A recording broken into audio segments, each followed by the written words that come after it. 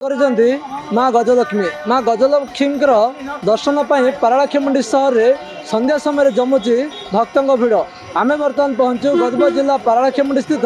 भंडारी साई छकरे यही छकरे प्रत्येक वर्ष माँ पूजा अर्चना बहुत धूमधाम पालन करा जाए। माँ दर्शन पर आखपाख अंचल भक्त आसती और माँ दर्शन करने सहित माँ कृपा आशीष लाभ करते। आमे पूजा कमिटी सदस्य अच्छा आलोचना करिया आगे आपको खबर ओडिशा स्वागत आपन परिचय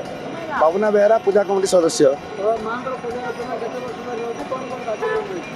वर्ष माँ गजलक्ष्मी पूजा कमिटी गजपति मार्ग तथा ओडिया भंडार साई निकट में 41तम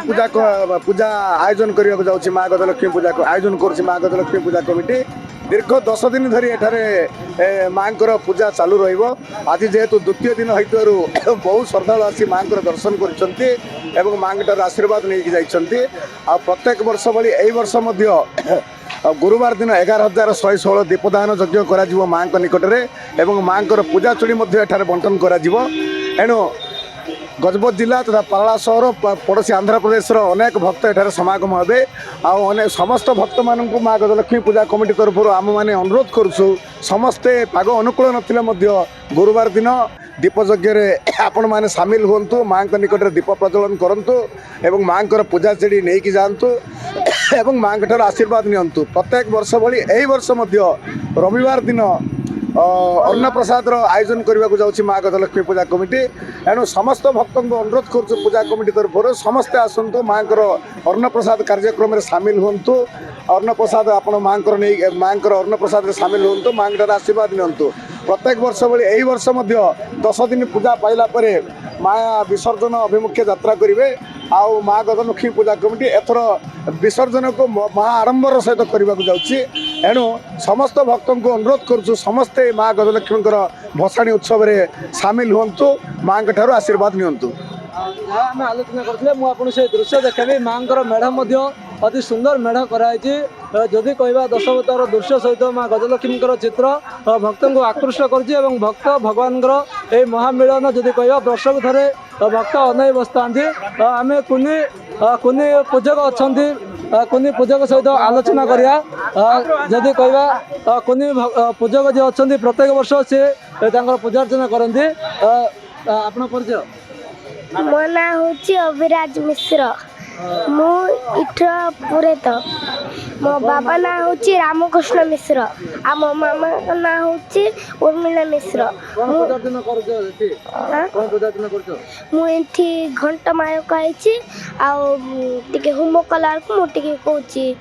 केते खुशी लागुची माँ पूजा कले माँ को पूजा कले बेसी खुशी आउची मते माँ को कौन एमती बर मागिलो कौन कहबो मो माँ को बेसी ये मते टिके टंका दियो आउ मते टिके बुद्धि दियो बोली माँ को कहली खुशी लागुची जा कुनी भक्त कह कुनी पूजारी सहित आलोचना करथिले आ किछि आलोचना करिया पूजारी मध्ये अछंदी से प्रत्येक दिन ठारे पूजा अर्चना करंती आमे सीधा सड़क आलोचना करिया आगे आपको खबर ओडिशा स्वागत आपन परिचय मो परिचय हूँ मो रामकृष्ण मिश्र गजलक्ष्मी पूजा कमिटी पुरोहित माँ कौन पूजा अर्चना कौन रीतिकांति जारी रही प्रत्येक दिन जहाँकि कुमार पुण्य ठारू माँ गजलक्ष्मी को आवाहन करी पूजा अर्चना करा जाउछे। प्रतिदिन प्रातः माँ मंगल आरती और प्रातः स्नान षोडश पूजा माँ पूजा हुए है तो मध्याह्न होम हुए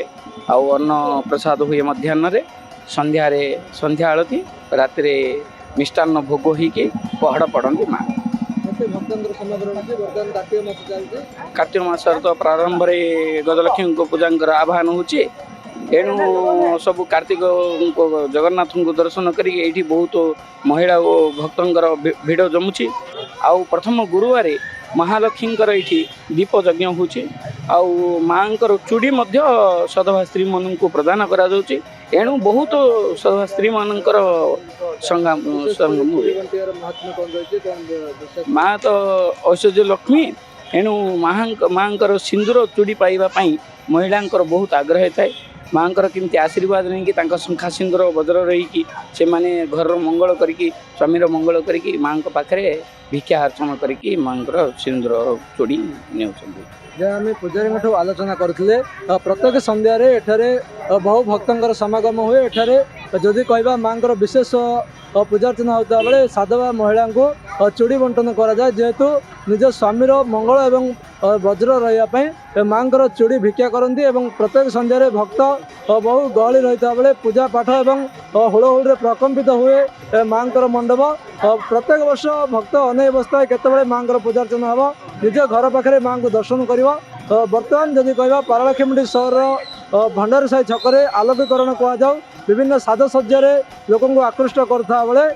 पारलाखेमुंडी स्थित भंडारी साही बहु भक्तर समागम होता देखा मिली। गजपति हेमंत प्रधान, खबर ओडिशा।